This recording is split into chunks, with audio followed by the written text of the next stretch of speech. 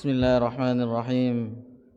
Assalamualaikum warahmatullahi wabarakatuh.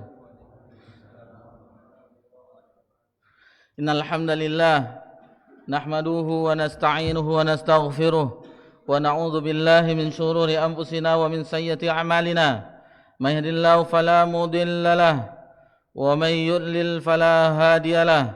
Asyhadu an la ilaha illallah wahdahu la syarika lahu wa asyhadu anna Muhammadan abduhu wa rasuluh sallallahu alaihi wa ala alihi wa man sara ala nahjihi wa tamassaka bi sunnatihi ila yaumiddin wa salaman tasliman katsira. Ya ayyuhalladzina amanu taqullaha haqqa tuqatih wa la tamutunna illa wa antum muslimun.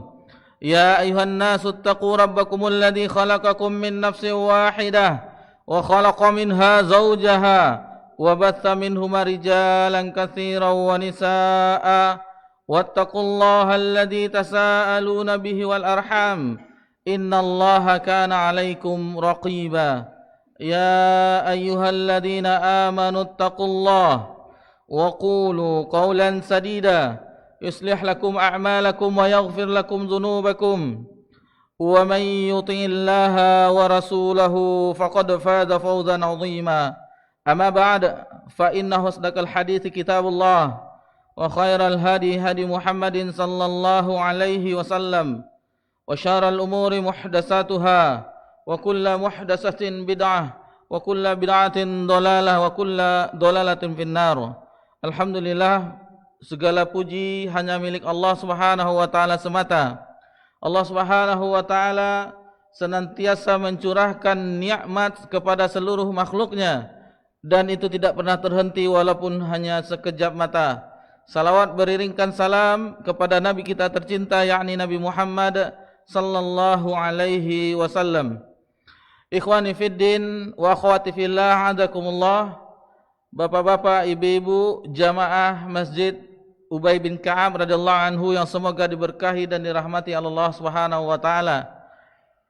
Di malam yang berbahagia ini kita alhamdulillah berada di dalam keadaan sehat walafiat, sehingga kita bisa berkumpul di tempat yang mulia ini. Alhamdulillah, betapa banyak orang-orang yang terhalangi untuk bisa hadir ke rumah-rumah Allah untuk beribadah kepada Allah. Pertama, karena memang keadaannya yang sakit, jasadnya, dan yang kedua hatinya yang sakit. Maksudnya hati yang sakit, hatinya ketika mendengar azan dikumandangkan tetapi tidak tergerak untuk melangkahkan kaki ke rumah Allah. Padahal terdengar. Ini namanya bukan telinganya yang tuli, tetapi mata hatinya yang itulah yang kita katakan ada penyakit di dalam hatinya. Ada penyakit sehingga ketika hati itu sakit, itu sangat susah untuk melakukan ketaatan kepada Allah Subhanahu wa taala. Maka senantiasa obatilah hati kita, pertama dengan Al-Qur'anul Karim. Ini adalah syifa. Ini adalah obat yang Allah turunkan untuk mengobati hati kita. Kemudian banyak-banyaklah mempelajari hadis-hadis Nabi sallallahu alaihi wasallam. Karena dua inilah wa yuzakkihi wa yu'allimul kitab wal hikmah, untuk mensucikan dan untuk mengajarkan kepadamu Alkitab dan As-Sunnah. Hikmah disebutkan oleh para ulama itu, sebagian mereka mengatakan itu sunnah. Jadi insyaallah senantiasa kita membacanya, kita pelajari, kita tadaburi, kemudian hadis-hadis Nabi SAW, tentunya itu akan membersihkan noda-noda maksiat, dosa maksiat di dalam hati kita. Tapi kalau tidak ada usaha, bagaimana hati itu akan bersinar yang akan mengantarkan pemiliknya, pemilik jasadnya untuk bergerak beribadah kepada Allah Subhanahu wa taala. Dan kita tidak bisa pungkiri bahwasanya di zaman ini kebanyakan kita hanya peduli dengan kesehatan jasad kita, tubuh kita. Dengan pola makan, kemudian pola olahraga, itu tidak apa-apa, bagus. Kemudian dengan makanan yang dikonsumsi, minuman juga, vitamin-vitaminnya dan seterusnya, madu, apalagi habatus sauda misalnya, Nah, itu usaha untuk agar tubuh kita, jasad kita itu sehat. Namun banyak yang lalai dengan kesehatan hati. Hati yang sehat, hati yang selamat, hati yang bersih, banyak yang lalai. Banyak yang lalai sehingga tidak peduli dengan apakah ada penyakit di dalam hati atau tidak, banyak tidak peduli. Dan tabibnya adalah para ulama, orang ahli ilmu, para ustadz kita, guru-guru kita, itulah obatnya. Itulah tabibnya maksudnya. Tabib sebagaimana yang pernah terjadi di zaman Ibnul Qayyim rahimahullah taala, ketika ada kemalasan di dalam jiwa mereka mendatangi gurunya Syekhul Islam Ibnu Taimiyah. Walhamdulillah, dengan nasihat, setelah kembali dari nasihat, mendapatkan nasihat dari guru beliau pun kembali semangat, kembali sehingga keimanan pun bertambah jadinya. Yang mana sebelumnya itu ada kemalasan, kelalaian dan seterusnya. Dan apalagi kita di zaman dahulu tidak ada handphone. Banyak, jangankan kita di apa namanya, ini dah sering diingatkan oleh ustadz-ustadz kita yang lain, bahkan para ulama senantiasa bahwasanya faktor yang menyebabkan lalai di zaman kita sekarang ini adalah handphone. Ustadz kita, Ustadz Murtado Habibi hafizallah taala, beliau pernah mengatakan bahwasanya habis waktu beliau yang awalnya digunakan untuk murajaah, yang sebagaimana kita mengetahui bagaimana ketatnya beliau dengan murajaahnya, belum grup santri ini dan seterusnya, sejak ada Mahat Abu Darda, beliau mengatakan sekian jam waktu beliau terbuang percuma katanya. Alhamdulillah masih peduli. Ini masalahnya kita, berapa jam kita rata-rata sehari. Ini tidak kita pikirkan, istilahnya memang tidak lama-lama, Ustaz. Ya, tidak lama-lama. Pertama ini aplikasi ini. Dia kalau sudah dibuka itu menjalar yang lainnya. Lihat grup ini apa nih? Nih kayaknya ada info baru dan seterusnya. Dan akhirnya dalam sehari bisa, kalau ditotalkan bisa 5 jam, 6 jam sehari. Wallahu kita berlindung kepada Allah waliyadzubillah terhadap hal-hal yang demikian tentunya. Yang kita awalnya tidak peduli dengan waktu kita, seharusnya kita rubah hanya sedikit jadwal untuk hal-hal yang melalaikan tersebut. Ini sebenarnya adalah nasihat untuk kami pribadi juga, karena kita di zaman itu sekarang ini terkadang sudah berlalu, iya ya, jadi lalai. Tapi mudah-mudahan sama-sama saling menasihati, kita berusaha bersama-sama sehingga kita berubah kafilah yang awalnya kita santai-santai menjadi kafilah yang benar-benar bersama-sama berlomba-lomba untuk merebut takwa, medali takwa dari Allah Subhanahu wa taala. Di kesempatan yang berbahagia ini, setelah alhamdulillah Allah curahkan nikmatnya berupa hujan dan alhamdulillah sudah reda juga, kita masih di bab yang ke-8, prinsip-prinsip dakwah salafiyah. Prinsip-prinsip dakwah salafiyah. Bagi yang ada bukunya itu di halaman 377. Halaman 377. Taib. Dan di malam ini kita juga memasuki tanggal baru ya, bulan baru, 1 Jumadil Akhir 1447 Hijriah, bertepatan 21 November 2025 Masehi. Dengan memohon taufik dari Allah Subhanahu wa taala, insyaallah kita lanjutkan pembahasan kita, memetik faedah dari buku Mulia dengan Manhaj Salaf yang disusun oleh ustadz kita Yazid bin Abdul Qadir Jawas rahimallahu taala. Kita masuk poin yang ke-11, prinsip-prinsip dakwah salafiyah. Yang ke-11, penulis rahimallahu taala menyebutkan memerangi hizbiyah dan fanatik golongan. Sebelumnya kita keras terhadap hadis yang dhaif, hadis yang palsu dan hadis yang mungkar dan seterusnya yang tidak boleh disandarkan kepada Nabi SAW. Itu salah satu prinsip dari prinsip-prinsip dakwah salafiyah. Kemudian kita juga memerangi hizbiyah dan fanatik golongan. Itu salah satu prinsip dari prinsip dakwah salafiyah. Kita tidak ingin perpecahan. Kita tidak mau bendera-bendera di setiap ini ada benderanya, sini ini ada ormas-ormas yang loyalitasnya kepada partainya, kepada ormasnya dan seterusnya. Kita loyalnya ya kepada sesama, kepada Allah dan Rasulnya, kepada sesama kaum mukminin. Tidak ada kotak-kotaknya, maksudnya ini, kelompok ini, tidak. Itu yang diinginkan dari dakwah salafiyah. Mereka bersatu sehingga dengan bersatunya mereka yang awalnya mereka berpecah belah, akhirnya dengan nikmat Allah persatukan mereka. Bukan hanya sekedar di barisan sholat saja atau di situasi peperangan, tetapi yang bersatu itu adalah hati mereka. Hati mereka yang bersatu. Disatukan dengan keimanan, disatukan dengan ketakwaan, disatukan dengan saling mencintai karena Allah dan seterusnya. Itu yang menyatukan hati mereka. Sehingga kekuatan mereka, orang-orang satu sahabat itu kekuatannya luar biasa. Kita melihat bagaimana jumlah peperangan kaum muslimin di zaman dahulu, di zaman Nabi SAW yang tidak seimbang. 3 kali lipat, 7 kali lipat perbedaannya. Tetapi alhamdulillah dengan kekuatan iman, persatuan hati mereka, alhamdulillah Allah anugerahkan kemenangan. Allah anugerahkan kemenangan.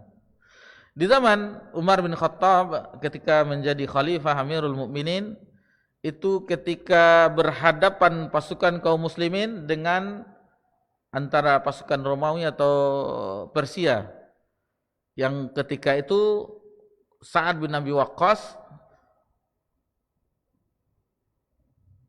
antara Sa'ad bin Abi Waqqas atau Abu Ubaidah bin Jarrah, panglimanya ketika itu, meminta bantuan kepada Amirul Mukminin di Madinah agar dikirimkan bala bantuan 4.000 pasukan. 4.000 pasukan diminta. Akan tetapi Umar, Amirul Mukminin, mengirim 4 orang. 4 orang. Satu kekuatan sahabat itu sama dengan 1.000 orang. Muwahhidin, orang yang bertauhid, satu orang yang bertauhid yang betul-betul kuat, itu sama dengan 1.000 pasukan. Khalid bin Walid ketika memerangi pasukan Romawi ketika perang Mu'tah, itu 9 atau 19 pedang beliau patah. Sehingga akhirnya beliau mengambil satu pedang dan kata Nabi SAW, itulah Saifullah, pedang Allah katanya. Bayangkan saking sengitnya peperangan mereka. Sehingga jenazah para syuhada ada yang tidak dikenali. Anas bin Nadar radhiyallahu anhu itu tidak dikenali jenazahnya karena banyak bekas luka. Banyak bekas luka sehingga tidak, ini wajahnya wajah siapa, tidak dikenali lagi. Berarti betapa banyak tebasan pedang, tombak dan yang seterusnya yang melukai wajah, tubuhnya dan seterusnya. Dan itu hanya diketahui dengan ada jarinya yang diketahui oleh saudari perempuannya. Berarti sudah tercabik-cabik badannya semuanya. Nah, itu dahsyatnya mereka berperang, dan mereka berperang kalaulah tidak mendapatkan syahid, ada kemungkinan kedua, yaitu kemenangan dengan memperoleh ghanimah, harta rampasan perang. Jadi kaum muslimin tidak pernah rugi. Ketika mereka gugur di medan pertempuran, mereka sebagai syuhada, orang yang syahid di jalan Allah. Dan ketika di kondisi berikutnya yang satu lagi mendapatkan kemenangan, mereka mendapatkan ghanimah, harta rampasan perang, mendapatkan tawanan perang dan seterusnya. Baik, kita masuk ke pembahasan apa itu tahazzub. Di hizbiyah itu tahazzub, definisi tahazzub apa itu? yang bahasa kitanya kelompok. Di sini penulis menyebutkan tahazzub itu yaitu at-tajammu', berkumpul, berkelompok. Asal katanya dari hizb, Mereka adalah orang yang berkelompok. Adapun bentuk jamaknya ahzab. Di tahun ke-5 Hijriah terjadi peperangan sekutu, perang Ahzab, yang mana bersekutu orang-orang kafir Quraisy, orang-orang Yahudi, dan orang-orang di sekitar Jazirah Arab untuk memerangi kaum muslimin di Madinah. Selain perang Ahzab, perang tersebut juga dinamakan dengan perang Khandaq, perang parit, yang merupakan usulan dari Salman Al-Farisi, bahwasanya ketika kami dahulu diserang ya Rasulullah, kami membuat parit agar pasukan berkuda, pasukan yang ini tidak bisa untuk menyeberangi, memasuki kota-kota kami. Jadi itu semacam siasat perang, strategi perang Khandaq, dan itu alhamdulillah akhirnya kafir Quraisy yang bersekutu dengan pasukan-pasukan yang lainnya itu akhirnya porak-poranda dengan ditiupkan angin tentara Allah yang lainnya. Jadi tentara Allah selain para sahabat juga tentara Allah yang lainnya, para malaikat, kemudian angin dan seterusnya, sehingga tenda-tenda yang mereka dirikan itu terbang-terbang dan akhirnya mereka kembali ke daerah mereka masing-masing. Mereka adalah setiap kaum yang hati dan perbuatannya sama. Ini dia. Perbuatan dan hatinya sama. Atau setiap kelompok yang memiliki tujuan dan misi yang sama. Ada istilah Hizbur Rajuli, bukan Hizbut Tahrir ya, kita tidak menyinggung Hizbut Tahrir, tetapi Hizbur Rajuli. Maksudnya ini kelompok si fulan. Hizbur ini adalah maksudnya kelompok fulan. Artinya pendukung-pendukungnya dan tentaranya yang berpegang pada pendapatnya. Dalam Islam berkelompok terkadang dipuji dan terkadang dicela. Jadi kalau berkelompok di dalam Islam itu ada yang terpujinya, ada yang tercelanya. Yang terpujinya yaitu Ahlus Sunnah wal Jamaah, berkelompok di dalam Ahlus Sunnah wal Jamaah. Berkelompok ketika sesuatu bergotong royong misalnya, berkelompok ada membuat organisasi sesuatu gerakan dakwah dan seterusnya, yang tujuannya itu sama,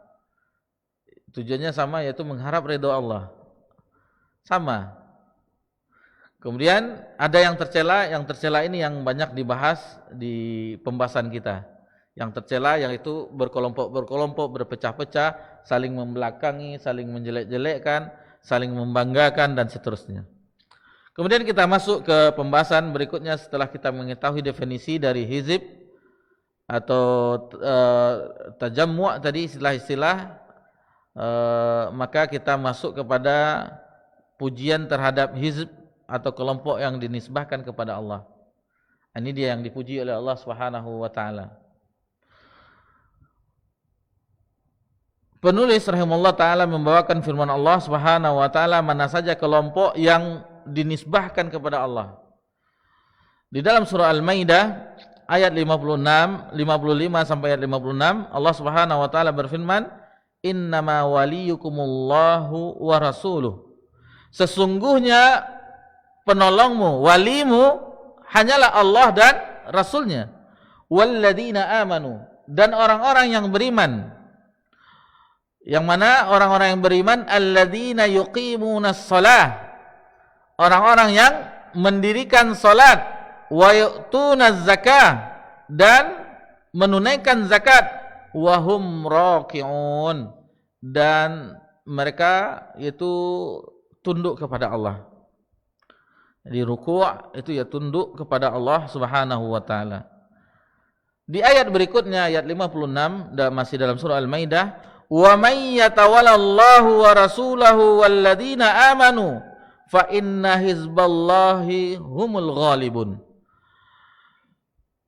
Dan barang siapa menjadikan Allah dan Rasulnya dan orang-orang yang beriman, fa inna hizballahi humul ghalibun, maka sungguh pengikut atau agama Allah itulah yang menang. Di sini tidak dijelaskan di dalam ayat ini, namun kita lihat apa yang disebutkan oleh Al-Hafiz Ibnu Katsir rahimahullah taala tentang dua ayat ini. Tentu kita tidak jelaskan semuanya, kita ambil poin-poin pentingnya. Terkadang Al-Hafiz Ibnu Katsir rahimahullah taala membawakan penafsiran dalam suatu ayat itu komplit, sangat panjang. Jadi kita ingin mengetahui poin utamanya, apa maksud dari ayat tersebut. Jadi kalau di ayat tersebut Allah Subhanahu wa taala berfirman, "Innama waliyukumullahu wa rasuluhu walladzina amanu." Sesungguhnya penolong kalian hanyalah Allah, Rasulnya dan orang-orang yang beriman. Dari ayat ini berarti orang-orang Yahudi itu bukanlah penolong orang beriman, penolong kita. Tidak. Penolong kalian tidak lain adalah Allah, Rasulnya dan orang-orang yang beriman. Nah, itu dia wali. Wali kita, penolong kita adalah Allah, Rasul dan orang yang beriman. Alladzina yuqimuna as-salata wa yu'tuna az-zakah, yang mendirikan salat dan menunaikan zakat. Jadi orang-orang yang beriman yang mempunyai sifat-sifat yang disebutkan ini, orang yang mendirikan salat yang merupakan rukun Islam yang paling utama, tiangnya seutama-utama amalan anggota badan, yaitu salat. Adapun iman dan tauhid itu seutama-utama dari amalan hati. Kemudian juga menunaikan zakat, yaitu ada sebagian yang diambil dari harta yang Allah titipkan, yang tujuannya adalah menolong sesama kaum muslimin, orang-orang lemah dan seterusnya. Lalu wahum raqiun, yang mereka tersebut juga tunduk kepada Allah. Taib. Kemudian di ayat yang berikutnya, ayat yang ke-56, wa may yatawallallaha wa rasulahu walladzina amanu fa inna hizballahi humul ghalibun. Dan barang siapa yang mengambil Allah, Rasulnya dan orang-orang yang beriman menjadi penolongnya, maka sesungguhnya pengikut atau agama Allah itulah yang menang. Ini di Al-Hafiz Ibnu Katsir itu membawakan bahwasanya ayat ini sama dengan di ayat-ayat berapa ayat yang lain, di antaranya dalam surah Al-Mujadilah ayat 21. Ini salah di sini. Seharusnya kalau yang ini, yang sebelumnya, kataballahu alaihi wa rusuli innallaha qawiyyun aziz. Inna hizballahi humul muflihun, yang terakhirnya. Taib. Jadi di sini ayat yang tadi semakna dengan ayat Al-Mujadilah ayat 21. Sementara penulis di dalam buku Mulia dengan Manhaj Salaf itu membawakan firman Allah di dalam surah Al-Mujadilah ayat 22. Ini ayat yang ketika kita membahas tentang akidah al-wala wal bara, di antara penulis-penulis ini membawakan ayat ini, akidah al-wala wal bara. Al-wala loyalitas, saling menyayangi, al-bara adalah berlepas diri, saling membenci.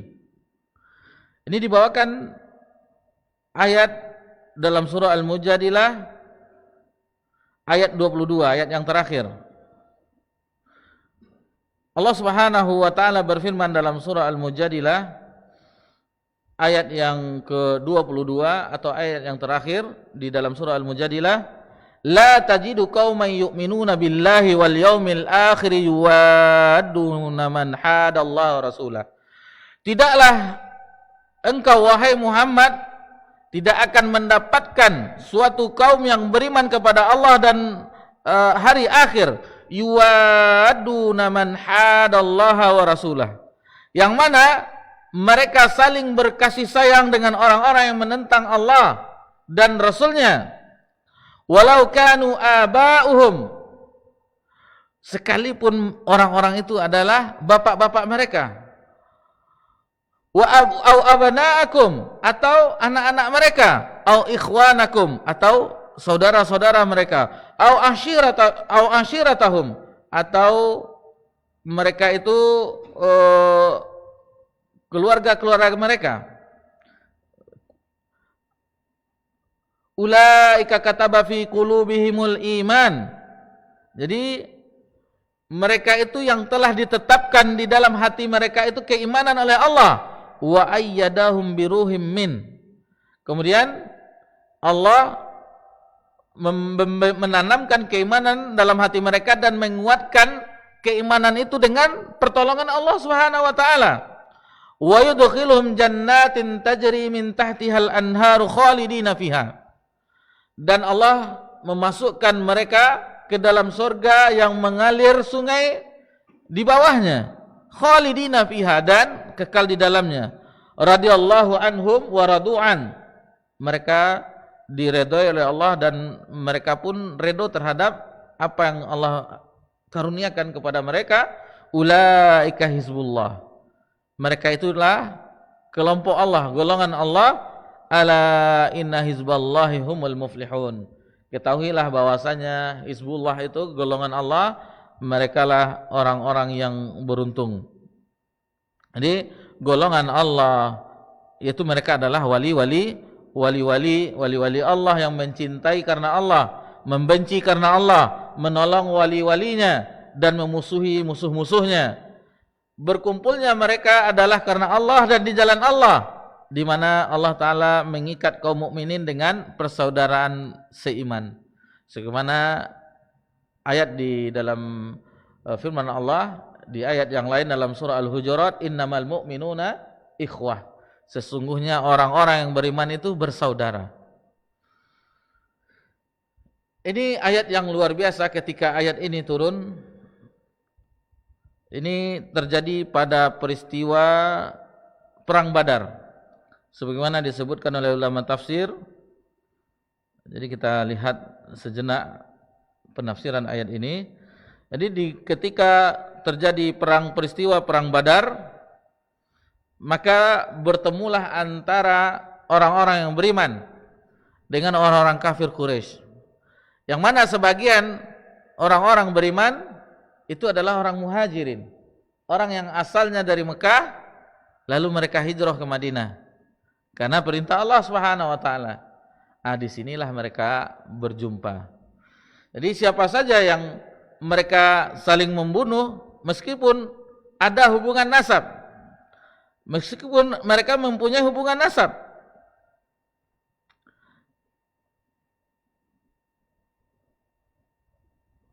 taib,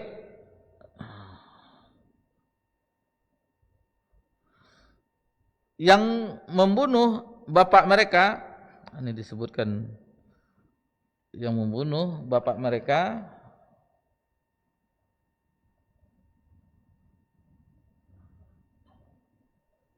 yaitu Abu Ubaidah. Abu Ubaidah itu pada peristiwa perang Badar itu membunuh ayahnya.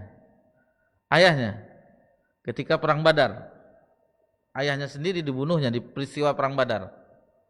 Karena sang ayah masih penyembah berhala dalam keadaan musyrik.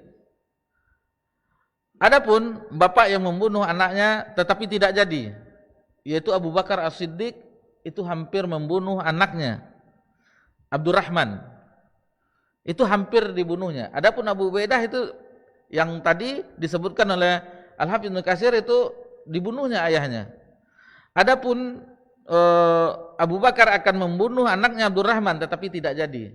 Hampir saja dibunuh oleh Abu Bakar, dan Abdurrahman ini yang menjadi yang menemani Ummul Mukminin Aisyah radhiyallahu anha, saudarinya, ketika umroh yang mana Ummul Mukminin Aisyah radhiyallahu anha ketika Nabi dan rombongan umroh di haji wada itu beliau haid sehingga tidak sempat melakukan umroh, hanya melakukan ibadah haji saja. Lama beliau menangis di tenda itu, menangis. Lalu Nabi SAW bertanya, nafisti, maksudnya nifas itu dalam kalimat yang lainnya sama dengan haid. Apakah engkau haid? Ya, itu bagaimana lagi? Itu sudah ketetapan bagi Allah, bagi kaum wanita. Tetapi Ummul Mukminin Aisyah merengek-merengek terus. Namanya orang, kata Ummul Mukminin, orang mendapatkan 2 pahala. Perhatikan bagaimana semangatnya orang-orang para sahabat atau sahabiah dalam amalan. Kita kita semangat dengan memperoleh harta, tetap sementara mereka semangat di dalam beribadah kepada Allah. Lalu dikatakan oleh Nabi, itu sudah kodrat, ketentuan Allah. Lalu kata Ummul Mukminin Aisyah radhiyallahu anha, orang datang dengan membawa 2 pahala, pahala haji dan umroh. Sementara aku, ya Rasulullah, hanya mendapatkan pahala haji saja, belum sempat umroh. Itu makanya ketika itu diperintahkanlah, ditemani oleh Abdurrahman, saudarinya, dan itu mengambil mikot di Tan'im. Jadi kalau ada juga bapak-bapak yang mengambil mikot di Tan'im, umroh berulang-ulang, dikhawatirkan nifas pula atau haid. Banyak sekarang travel-travel yang tidak amanah. Jadi sekali umroh itu bisa 6 kali umroh. Ayo jamaah, kadang kita kasihan. Jamaahnya mau juga, ayo jamaah. Kita badalkan untuk bapak kita yang sudah tiada, kita badalkan. Ini tidak amanah. Karena Nabi SAW itu dalam 1 kali safar hanya 1 kali umroh. Dan sebaik-baik petunjuk adalah petunjuk Nabi Muhammad SAW. Siapa yang tidak ingin mengumrohkan orang tuanya yang telah tiada, kakeknya, neneknya, bibinya. Tetapi Nabi tidak ada melakukan hal demikian. Jadi agama ini tidak boleh mengikut kita baik ini kan, apalagi pembimbingnya yang ingin membuat jamaahnya senang supaya nanti ikut travel dia lagi dan seterusnya. Ini berbahaya, ini menjerumuskan jamaah. Jadi itu Abdurrahman yang akhirnya beliaulah yang mendampingi saudarinya Ummul Mukminin. Adapun yang membunuh saudaranya, ini namanya perang ya, perang kita, apalagi ini antara kafir, dan kalau tidak kita yang membunuh, kita yang dibunuh. Nah, jadi ini masalah, sadis sekali Ustaz ini nih. Karena Allah mengatakan la tajidu qauman yu'minuna billahi wal yaumil akhir yuwadun man hadallah. Tidak akan sampai hari kiamat itu tidak akan dijumpai orang yang saling kasih menyayangi terhadap orang yang memusuhi Allah dan Rasulnya. Orang-orang kafir Quraisy memusuhi Allah dan Rasulnya, sampai-sampai mereka diusir dari tempatnya. Mereka tidak diizinkan beribadah di Masjidil Haram. Adapun yang saudaranya, yaitu berkenaan dengan Mus'ab bin Umair. Mus'ab bin Umair ketika berjumpa dengan saudaranya Ubaid bin Umair, itu dibunuhnya saudaranya. Jadi Mus'ab bin Umair ketika berjumpa dengan Ubaid, ini beda pasukan. Mus'ab bin Umair dari pasukan kaum muslimin, adapun Ubaid bin Umair dari pasukan kafir Quraisy. Berjumpa, dibunuhnya dalam peperangan tersebut. Dan kita mengetahui Mus'ab bin Umair adalah orang yang pertama kali, dai yang pertama kali diutus oleh Nabi SAW untuk berdakwah di Yathrib. Sebelum Nabi hijrah ke Madinah, ke Yathrib, maka yang diutus adalah Mus'ab bin Umair. Kemudian terhadap saudara-saudara mereka, itulah semuanya. Semuanya adalah saudara-saudara mereka, keluarga mereka, suku mereka. Ada yang sama-sama suku dari keturunan Bani Hashim, ada dari suku Bani Makhzumi dan seterusnya. Itu tidak ada lagi. Oh, kita satu marga, kita satu suku, tidak. Tetapi antara kebenaran dan kebatilan, antara tauhid dan syirik, antara penganut penyembah berhala dengan menyembah Allah Subhanahu wa ta'ala. Itu yang Allah sebutkan di ayat ini, dan di akhir ayat tersebut bahwasanya Hizbullah itulah yang mendapatkan keberuntungan. Kita azan isya dulu. Insyaallah setelah kumandang azan isya kita lanjutkan pelajaran kita insyaallah.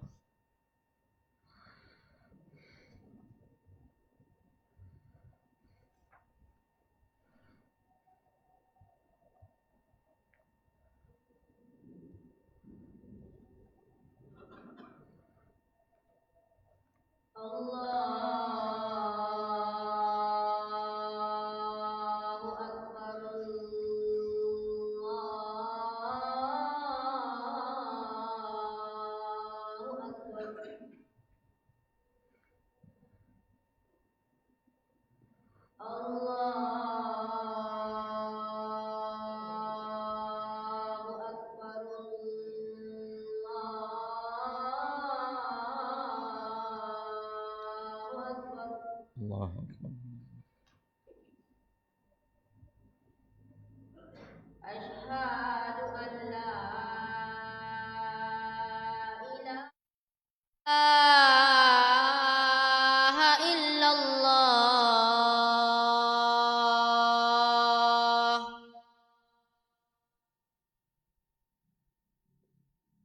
Asyhadu an la ilaha illallah.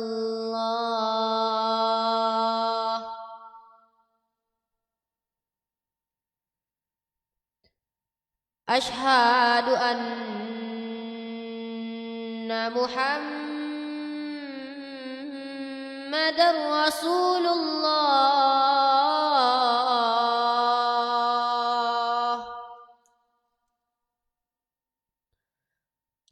Asyhadu anna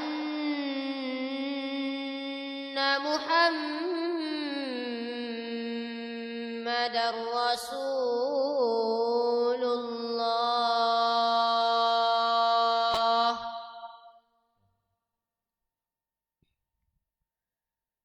Hayya 'alas shalah.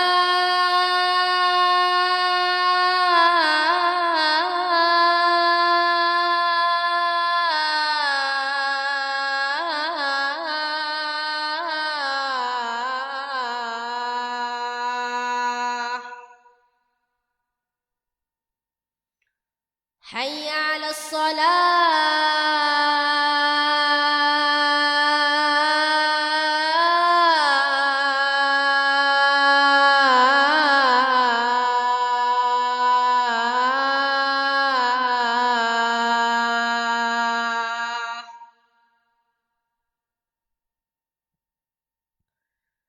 Hayya 'alal falah.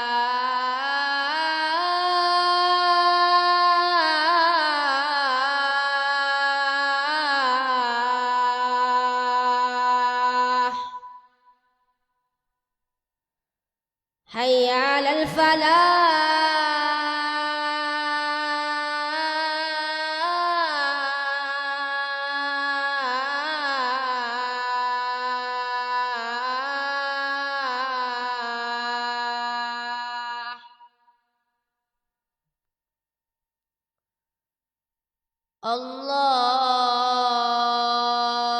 Allahu Akbar.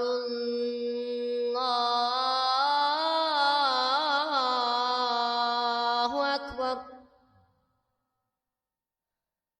La ilaha illallah.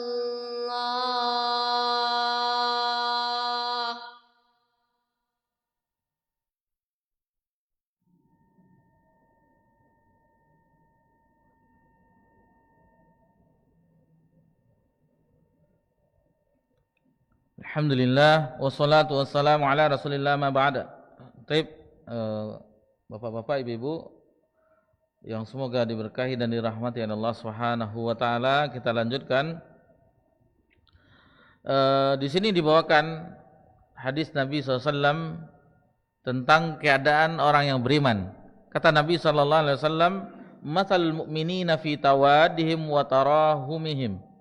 Perumpamaan kaum mukminin dalam cinta mencintai, sayang menyayangi, wa ta'atufihim, bahu membahu, matsalul jasad. Jadi Nabi SAW memperumpamakan keadaan orang mukmin itu sebagaimana jasad kita, tubuh kita. Idza istaqa minhu udwata tada'a lahu sairul jasadi bis-saharil wal humma. Kata Nabi SAW, seperti satu tubuh, jika salah satu anggota tubuhnya sakit, maka seluruh anggota tubuh yang lainnya akan merasakan sakit juga, dengan tidak bisa tidur dan demam. Nah, jadi apa yang sakit dari anggota tubuh kita itu semuanya merasakan. Misalnya jempol kaki kita tersandung, itu sakitnya seluruh tubuh, menjalar ke seluruh tubuh sampai ke kepala sakitnya. Lalu bagi yang tidak sabar, keluar dari lisannya, aduh, aduh. Nah, sebenarnya ngeluh ini tidak boleh ya, aduh. Lalu karena saking sakitnya, sampai-sampai keluar air mata nahan sakitnya. Jadi seluruhnya. Dan malam pun berdenyut-denyut. Apalagi contoh yang biasalah yang kita alami, misalnya jatuh tabrakan dari motor. Itu pas jatuh, itu tidak merasakan apa-apa, langsung berdiri kan. Tapi malam badan, nah itu tidak tanggung-tanggung, itu sakitnya.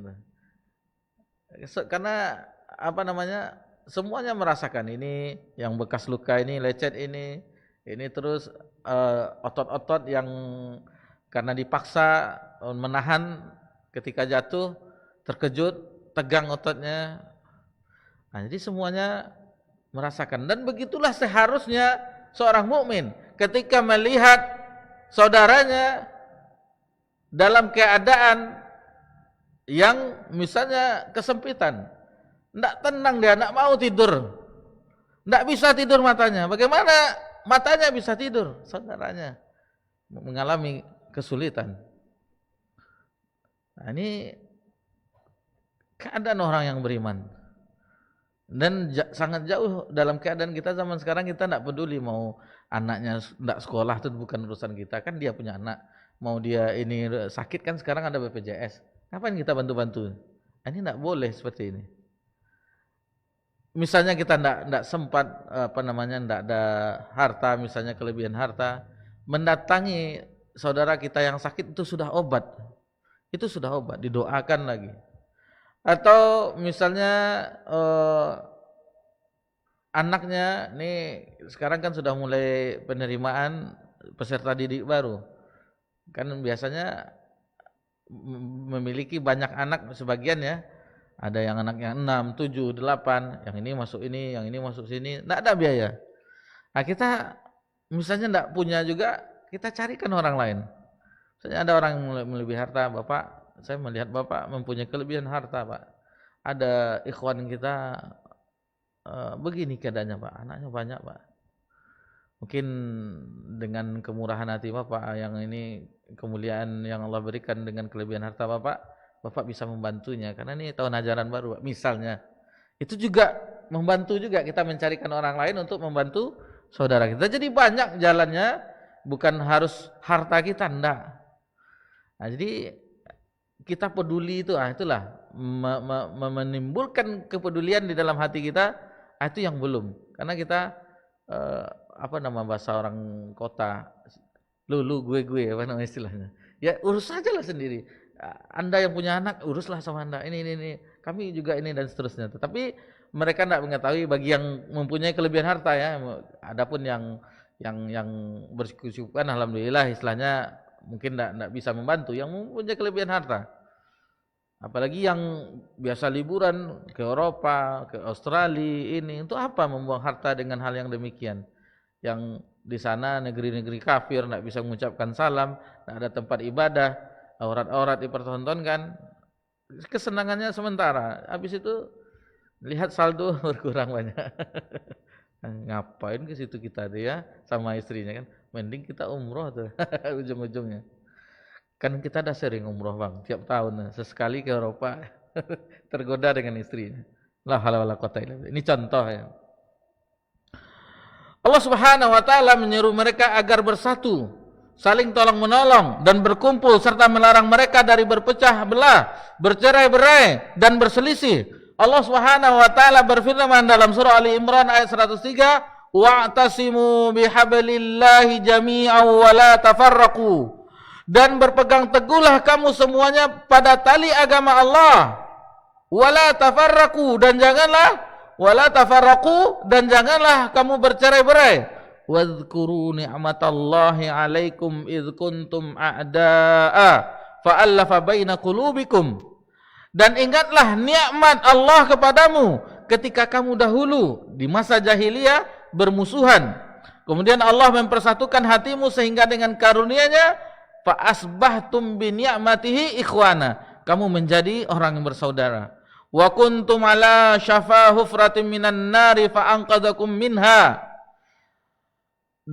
Sedangkan ketika itu kamu berada di tepi jurang neraka, lalu Allah menyelamatkan kamu dari sana.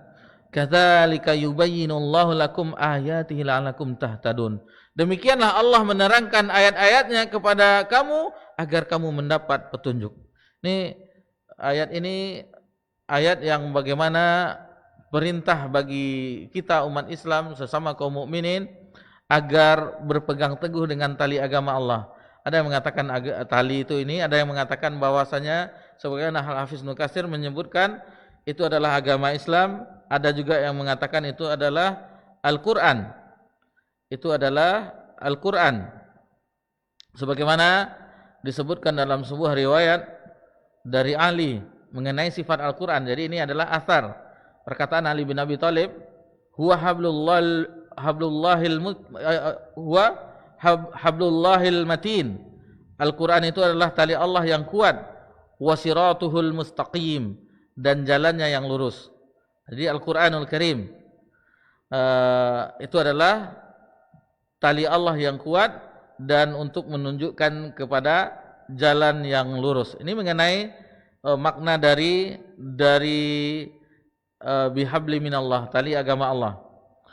Lalu Allah Subhanahu wa taala menyebutkan di ayat ini wala tafarraqu, dan janganlah bercerai-berai. Nak mau Allah Subhanahu wa taala menjadikan kaum mukminin muslimin itu bercerai-berai, berpecah belah. Nak boleh. Larangan bagi kaum mukminin bercerai-berai. Kemudian Allah Subhanahu wa taala menyebutkan di sini wazkuru ni'matallahi 'alaikum id kuntum a'da'an fa'alafa baina qulubikum fa asbahtum bi ni'matihi ikhwana. Jadi di sini maksudnya ingatlah nikmat dahulu, yaitu terhadap dua suku yang besar di Yasrib, di Madinah, Aus dan Khazraj, yang mana mereka adalah dua suku yang senantiasa berperang. Sebelum Nabi SAW hijrah ke Madinah, mereka senantiasa berperang antara Aus dan Khazraj. Lalu dengan datangnya Nabi SAW, dengan terpancarnya keimanan di dada mereka tidak ada lagi peperangan tersebut. Peperangan antara Aus dan Khazraj itu tidak ada lagi. Dan itu disuruh untuk mengingat nikmat demikian, yang menjadikan dengan nikmat Allah fa asbahtum bi ni'matihi ikhwana. Jadi itu nikmat Allah yang menjadikan mereka bersaudara. Nikmat dari Allah. Sementara mereka dahulunya yang sebelum mendapatkan nikmat tersebut seolah-olah berada di tepi jurang neraka. Tetapi dengan nikmat Allah, Allah yang menyelamatkan mereka sehingga mereka tidak terjun ke jurang neraka tersebut. Nah, jadi itu perumpamaan bagi Allah untuk menjelaskan tentang ayat-ayat Allah. Kata Allah Subhanahu wa taala di akhir ayat, la'allakum tahtadun, agar kamu mendapatkan petunjuk. Itu nikmat Allah bagi mereka yang dahulu mereka berperang akhirnya menjadi bersaudara. Dan juga antara Muhajirin dan Ansar, yang mana orang-orang datang ke Madinah, orang yang meninggalkan harta benda mereka, kampung halaman mereka, berpindah dari negeri kafir yang dahulu awalnya Mekah itu negeri kafir. Sebelum ditaklukkan di tahun ke-8 Hijriah pada peristiwa Fatu Mekah, maka berpindah ke negeri iman. Berpindah ke negeri iman, mereka pun bersaudara juga, dipersaudarakan dengan keimanan tadi antara Muhajirin dan Ansar. Sementara ayat ini adalah bagaimana dahulu mereka berperang, bercerai-berai. Dan di masa Nabi SAW terkadang ada panggilan-panggilan jahiliyah ini yang Nabi pun marah. Wahai orang-orang Ansar, itu Nabi tidak menyukai. Atau wahai suku Aus atau Khazraj, itu tidak boleh bagi Nabi. Ini adalah kebiasaan jahiliyah. Ini tidak boleh. Jadi suku-suku yang lainnya, misalnya wahai orang Melayu, wahai orang Minang, wahai orang suku Tanjung, Koto dan seterusnya, tidak ada yang menyebabkan terkotak-kotak demikian. Tetapi semuanya bersaudara, sama. Yang membedakan di sisi Allah adalah ketakwaan. Yang membedakan di sisi Allah adalah ketakwaan. Dan yang bisa mengikat keimanan sesama kaum mukminin itu hanya Allah. Tidak bisa. Walaupun diinfakkan emas seperut bumi itu untuk menyatukan hati, itu tidak akan bisa. Tidak akan bisa. Hanya Allah yang bisa mengikat hati sesama kaum mukminin. Kemudian kita masuk ke pembahasan yang C, itu celaan terhadap hizbiyah dan fanatik golongan. Yang tadi itu pujian, Hizbullah, orang-orang yang bersatu di dalam agama Allah. Sekarang celaan. Nah, ini yang celaan ini yang kita perangi. Maksudnya di antara prinsip dakwah salafiyah itu salah satunya tidak boleh berpecah yang celaan ini. Celaan terhadap hizbiyah dan fanatik golongan. Allah Subhanahu wa taala berfirman, "Wa inna hazihi ummatukum ummatan wahidah wa ana rabbukum fattaqun." Dan sungguh agama tauhid ini adalah agamamu, agama yang satu, dan aku adalah Rabbmu, maka bertakwalah kepadaku. Fataqatta'u amrahum bainahum zubura kullu hizbin bima ladaihim farihun. Kemudian mereka berpecah belah dalam urusan agamanya menjadi beberapa golongan. Setiap golongan merasa bangga dengan apa yang ada pada mereka masing-masing. Ini tidak boleh. Ini adalah sifat-sifat orang-orang yang dahulu penyembah berhala, orang-orang musyrik. Mereka disifati oleh Allah Subhanahu wa taala orang yang berpecah belah. Ada yang menyembah matahari, ada yang menyembah rembulan, ada yang menyembah bintang, ada menyembah kayu, pepohonan, batu, patung, dan seterusnya. Nah, membuat mereka berpecah belah. Adapun orang yang beriman, orang ahli tauhid, sesembahannya adalah satu.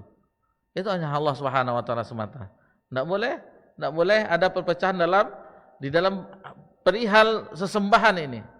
Sementara orang musyrik banyak sesembahannya sehingga mereka berpecah belah. Ini sama dengan firman Allah Subhanahu wa taala dalam surah Ar-Rum ayat 31 dan 32, "Wala takunu minal musyrikin." Dan janganlah kamu termasuk orang-orang yang musyrik, orang yang mempersekutukan Allah. Bagaimana mereka? Minal ladzina farraqu dinahum wa kanu syi'a. Jadi orang-orang musyrik, mereka itu adalah orang-orang yang memecah belah agama mereka dan mereka menjadi beberapa golongan. Kullu hizbin bima ladaihim farihun. Setiap golongan merasa bangga dengan apa yang ada pada golongan mereka. Inilah zaman kita yang mana setiap golongan, setiap ormas, setiap aliran, setiap ini membanggakan diri mereka. Setiap partai menganggap partai mereka yang inilah kita berada zaman itu. Setiap sampai ke olahraga pun mendukung antara PSPS. Pernah kejadian kabarnya, entah ya tanda ya, tapi kalau kami dengar berita dahulu antara PSPS dan Semen Padang main katanya. Akhirnya berantem juga. Kamu kampungmu mana?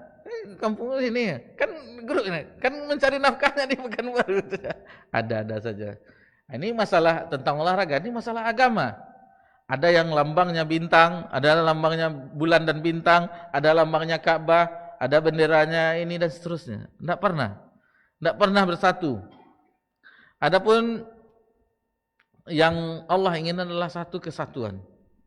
Di bawah bendera kalimat la ilaha illallah. Hanya dengan itu orang Islam, orang mukmin menjadi kuat. Adapun berpecah belah, berpartai-partai, bergolongan-golongan, fanatik-fanatik dengan golongan tersebut, itu tidak ada pengaruhnya bagi orang non-muslim. Maksudnya mereka lemah, kita lemah jadinya. Kita lemah. Lalu bagaimana dengan dakwah salaf, Ustaz? Bukankah itu kelompok? Enggak. Dakwah salaf itu dakwah yang sebagaimana di zaman Nabi dan para sahabat. Itu awal muasalnya. Lalu datanglah firqah-firqah yang memecah tersebut. Ini dengan Jahmiyahnya, ini dengan Mu'tazilahnya, ini dengan Qadariyahnya, ini dengan seterusnya. Sehingga berpecah belahlah agama tersebut. Apakah di zaman sekarang? Nah, jadi waktu ketika membahas tentang Mu'tazilah, Jahmiyah mengenai nama asma wa sifat, yang mana mereka Jahmiyah menolak seluruh sifat Allah Subhanahu wa taala. Mu'tazilah begitu juga, sampai mereka menakwilkan, memalingkan makna sifat Allah Subhanahu wa taala. ada sebagian ketika di kelas ya, di sebagian mahasiswa, apakah kelompok-kelompok itu masih ada Ustaz? Firqah-firqah tersebut? Ada. Mereka akan tetap ada sampai hari kiamat. Dan firqah itu tersebut, itu juga berpecah belah. Seperti Syiah, ada yang Rafidhahnya, ada yang Nusairiyahnya, ada yang Batiniyah dan seterusnya. Berpecah belah. Seperti Tariqah, berpecah belah juga. Ada Tariqah Naqsabandiyah, ada Tariqah Satariyah, ada itu dan seterusnya. Apa salahnya kita hanya menjadikan Al-Quran dan Sunnah pedoman kita, berpegang teguh dengan Al-Quran dan Sunnah dalam pemahaman generasi awal umat ini, para sahabat radhiyallahu anhum ajmain, yang mana mereka lah yang langsung dididik oleh Nabi SAW. Itulah persatuan yang mana Nabi SAW yang telah meninggalkan jejak yang baik, contoh yang baik bagi umat Islam sampai hari kiamat. Inilah contoh terbaiknya. Tidak mungkin kita lebih baik daripada Abu Bakar. Tidak mungkin ibu-ibu wanita muslimah lebih baik daripada Aisyah, Khadijah. Tidak mungkin.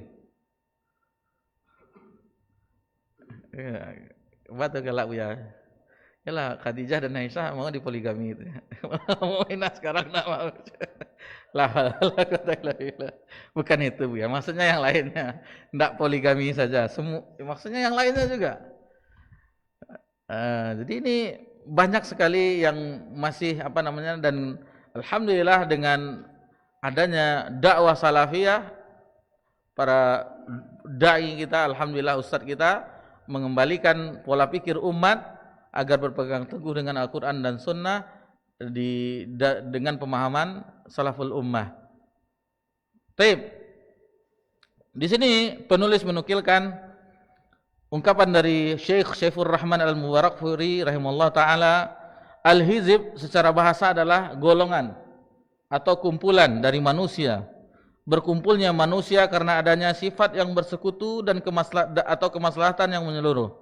Mereka terikat oleh ikatan akidah dan iman, atau ikatan kekufuran, kefasikan, kemaksiatan, atau terikat karena sebangsa dan setanah air, atau ikatan nasab atau keturunan, pekerjaan, bahasa, atau apa-apa yang serupa dengan ikatan tersebut. Kriteria kemaslahatannya yang secara adat manusia berkumpul di atasnya dan bersatu karena sifat-sifat tersebut.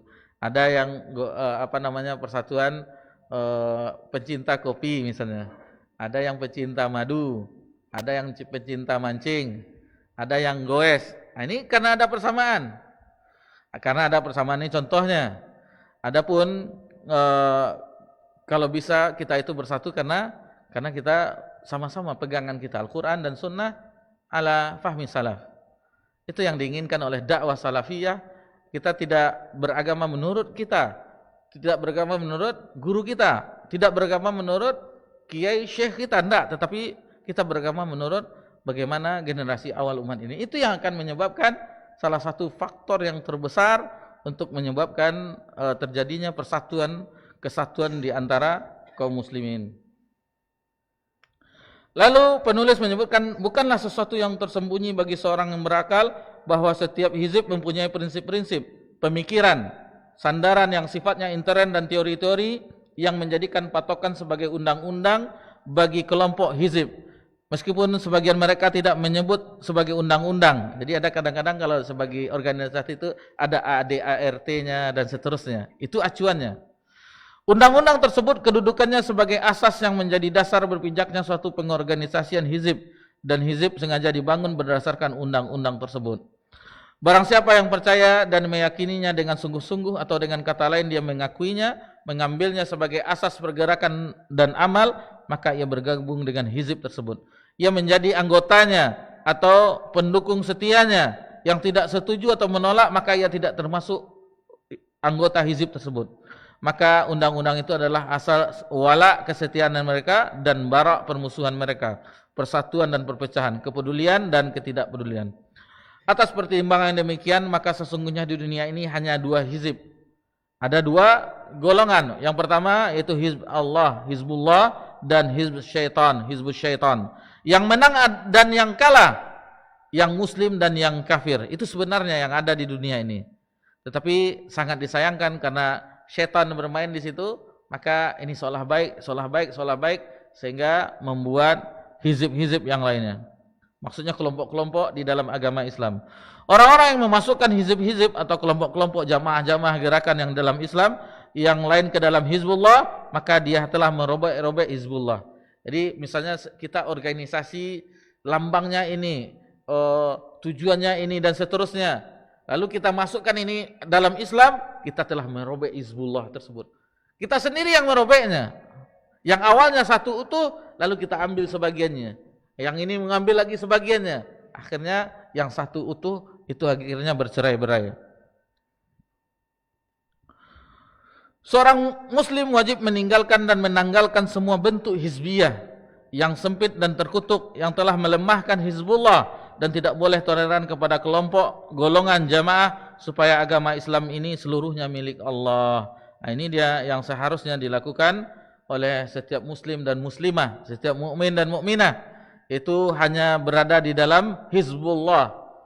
Tanggalkan semua logo-logo, tanggalkan semua bentuk AADART, asas-asas, hanya kembali kepada Al-Quran dan As-Sunnah ala fahmi salaf. Itulah yang akan menyebabkan persatuan sesama kita kaum muslimin dan muslimat.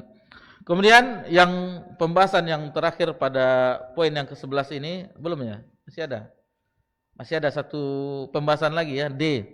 Tercelanya fanatik terhadap golongan, mazhab dan ulama tertentu. Disebutkan, dinukilkan di sini perkataan Syekhul Islam Ibnu Taimiyah rahimahullah taala, barang siapa mengangkat pemimpin, siapapun orangnya, lalu wala dan baraknya, wala yaitu loyalitas, kasih sayang, saling mengasihi, barak itu berlepas diri, itu membenci.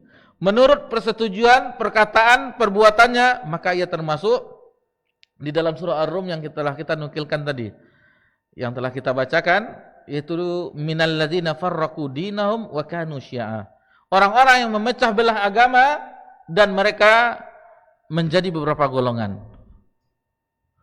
Beliau juga berkata, barang siapa bergabung, berjanji setia bersama orang tertentu untuk memberikan loyalitas kepada orang yang loyal kepadanya dan memenuhi orang yang memusuhinya, maka ia serupa dengan bangsa Tartar yang berperang di jalan syaitan. Dan yang seperti ini bukanlah termasuk orang yang berjuang di jalan Allah. Tidak pula termasuk tentara kaum muslimin. Orang-orang seperti mereka tidak pantas menjadi tentara kaum muslimin.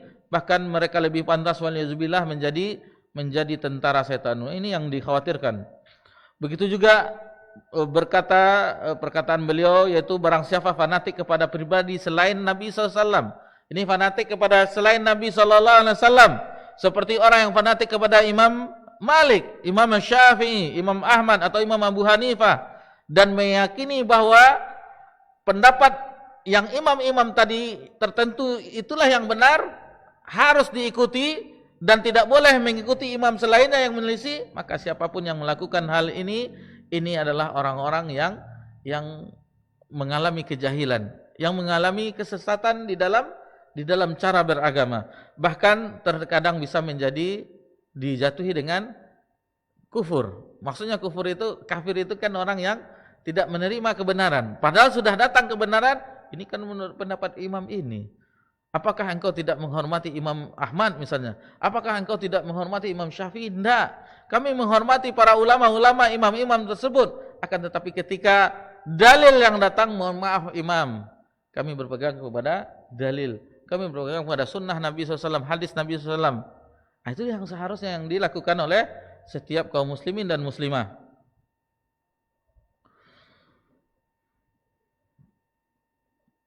Sebab ketika ia meyakini bahwa manusia wajib mengikuti satu imam saja tanpa imam yang lain, maka ia wajib disuruh bertaubat. Jika mau bertaubat, maka itulah yang diinginkan. Tetapi jika tidak mau, maka dia ini pendapat ini lebih ekstrim juga. Tetapi ini untuk pemimpin, bukan untuk pribadi. Maka ia dibunuh. Di zaman dahulu, zaman-zaman khalifah-khalifah, kalau tidak sesuai dengan pemimpin ketika itu, maka itu penguasa hukum penggal. Itu yang terjadi di zaman tersebut. Lalu begitu juga ketika ditanya mengenai orang-orang yang fanatik terhadap mazhab dan ulama tertentu, dan tentang orang-orang yang sama sekali tidak mau mendengar nasihat para ulama, Syekh Profesor Dr. Saleh Fauzan bin Fauzan yang sekarang menjadi Grand Mufti Kerajaan Saudi Arabia menjawab, benar Syekh Fauzan hafizahullah, ini adalah dua golongan yang sangat berlawanan. Di antara mereka ada yang ghulu, berlebih-lebihan dalam taklid sehingga ia fanatik terhadap berbagai pendapat seseorang meskipun menyelisih dalil. Ini sangat tercela, bahkan bisa mengakibatkan kekufuran, maka kita berlindung kepada Allah. Golongan yang kedua ialah mereka yang menolak mentah-mentah perkataan ulama. Jadi ada dua. Yang pertama, meninggalkan dalil lalu mengambil kuat-kuat pendapat ulama. Ini tercela. Adapun yang kedua, mereka menolak mentah-mentah perkataan ulama. Menolak mentah-mentah dan tidak mengambil manfaat darinya meskipun perkataan ulama tersebut sesuai dengan Al-Quran dan As-Sunnah. Ini adalah penyia-nyiaan, menyepelekan. Tidak boleh juga. Golongan pertama adalah orang yang melampaui batas, yang tadi terlalu gulu, yang kedua adalah orang yang menyepelekan. Itu tidak boleh juga. Seandainya pendapat ulama tersebut sesuai dengan Al-Quran dan Sunnah, kita ambil karena pendapat tersebut sesuai dengan Al-Quran dan Sunnah, dan jangan ditolak karena itu juga menyia-nyiakan sandarannya, pijakannya, yaitu Al-Quran dan Sunnah. Terdapat kebaikan di dalam pendapat para ulama, terlebih lagi fikih salat, fikih salaf maksudnya, bukan salat. Fikih salaf, fikih sahabat, tabi'in, imam yang 4 dan para ahli fikih yang disaksikan disepakati oleh umat Islam tentang kefakihan mereka dalam agama, maka kita mengambil manfaat dari pendapat-pendapat mereka, tetapi tidak boleh dijadikan sebagai masalah yang tidak bisa dibantah lagi. Bahkan apabila kita mengetahui bahwa suatu pendapat menyelisih dalil, maka kita diperintah untuk berpegang kepada dalil. Seandainya pendapat Abu Bakar, Umar dan para sahabat bertentangan dengan hadis Nabi, buang semua pendapat sahabat itu. Kita berpaling kepada hadis Nabi Muhammad sallallahu alaihi wasallam.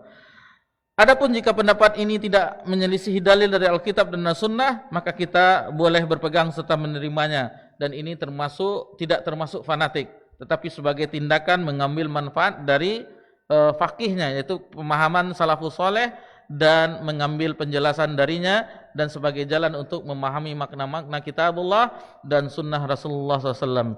Inilah pendapat yang benar dan adil. Ini pendapat yang benar yang adil yang baru saja kita jelaskan.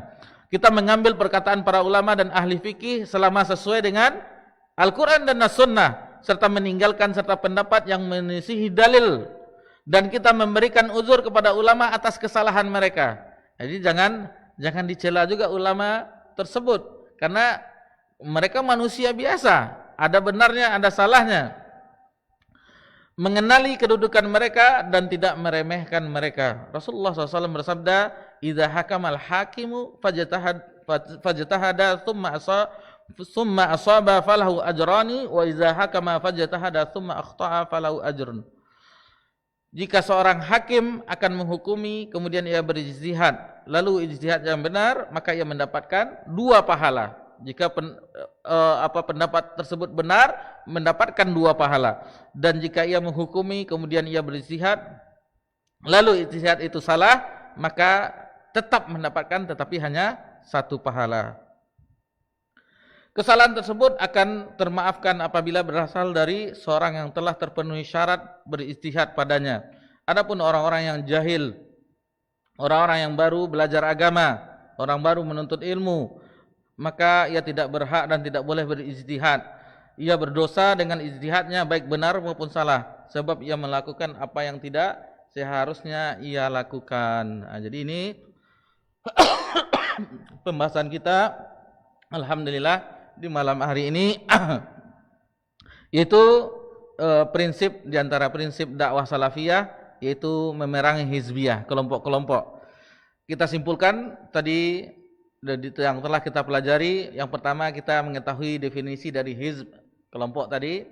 Kemudian mana kelompok yang itu dipuji di dalam agama kita, yaitu kelompok Hizbullah, kelompok Allah Subhanahu wa taala yang menegakkan kalimat Allah Subhanahu wa taala senantiasa. Kalau sekarang tentunya tidak peperangan di zaman dahulu, tetapi yang senantiasa mempelajari agama Allah, menegakkan kalimat-kalimat Allah, mengajak umat agar kembali kepada Al-Quran dan Sunnah dan seterusnya. Dan yang dicela adalah yang tadi, bahwasanya yang menyelisihi Hizbullah. Secara umum ada Hizbullah, ada Hizbus Syaitan. Yang dikhawatirkan ini yang banyak. hizbus syaitan, berkelompok-kelompok. Orang-orang musyrik dahulu berkelompok karena mereka sembahan mereka banyak. Orang Islam, orang tauhid sembahannya satu, hanya Allah Subhanahu wa taala. Adapun orang musyrik banyak sembahannya. Mereka nyembah matahari, bulan, apalagi pepohonan, batu, patung dan seterusnya. Banyak sembahannya sehingga mereka adalah orang yang bercerai-berai, orang yang berpecah belah.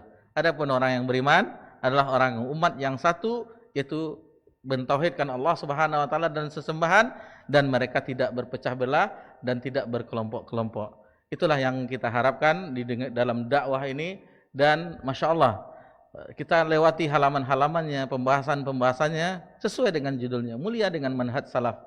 Jika umat Islam kembali ke manhaj cara beragamanya orang-orang terdahulu, para sahabat, tentu kita akan mengalami kemuliaan lagi, kejayaan lagi, sebagaimana kemuliaan dan kejayaan ini pernah diperoleh oleh generasi awal umat ini. Akan tetapi kita berada di zaman orang banyak berkelompok-kelompok, berorganisasi, sehingga kita pun lemah, tidak ditakuti oleh musuh-musuh agama yang lainnya. Demikian yang bisa kita pelajari. Alhamdulillah. Tersisa satu pembahasan lagi di bab yang ke-8, yaitu berusaha mewujudkan kehidupan Islami dan menegakkan hukum Allah di muka bumi. Itu pembahasan yang ke-12.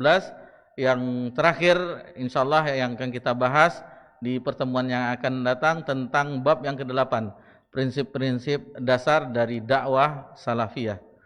Kita akhiri pembahasan kita di malam hari ini dengan subhanakallahumma bihamdika asyhadu an la ilaha illa anta astaghfiruka wa atubu ilaik. Wassalamu ala nabi Muhammad sallallahu alaihi wasallam wa ala alihi washabbihi ajmain walhamdulillahirabbil alamin. Wassalamualaikum warahmatullahi wabarakatuh.